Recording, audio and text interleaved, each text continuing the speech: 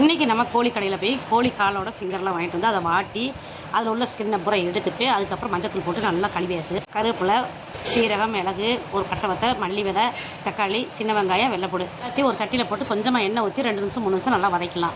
அடுத்து இது நல்லா ஆறுனதுக்கப்புறம் மிக்ஸி ஜாரில் கொஞ்சமாக தண்ணி ஊற்றி நல்லா நைஸாக அரைச்சி எடுத்துக்கணும். அடுத்து கோழிக்கால் ஃபிங்கரை ஒரு சட்டியில் போட்டு மஞ்சத்தூள், தண்ணி ஊற்றி 2 ஸ்பூன் அளவுக்கு நல்லெண்ணெய் ஊற்றி ஃப்ளேமை மீடியம் ஃப்ளேமில் வச்சு 5 நிமிஷம் 10 நிமிஷம் கொதிக்க விடலாம். கோழிக்கால் வந்து ஓரளவுக்கு வெந்துடும். அதுக்கடுத்து நம்ம அரைச்ச விழுதை இதில் ஊற்றி கலக்கி விட்டு தேவையான அளவு உப்பு போட்டுக்கலாம்.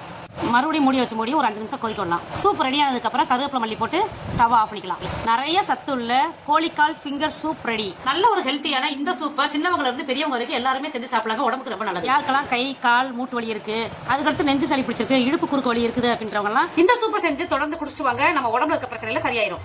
நம்ம கோழி கடையில் போய் கறி வாங்க போனாலே இந்த கோழிக்காலோட ஃபிங்கர் வந்து ஃப்ரீயாவே தருவாங்க. அப்படி இல்லாட்டி ஒரு 10 ரூபா 20 ரூபா கொடுத்து கூட நீங்க வாங்கிட்டு வரலாம். இந்த கோழிக்கால் ஃபிங்கர் சூப்பை நான் செஞ்ச மெத்தட்ல நீங்களும் செஞ்சு சாப்பிட்டு பாருங்க. ரொம்ப ரொம்ப அருமையான டேஸ்ட்ல சூப்பரா இருக்கும்.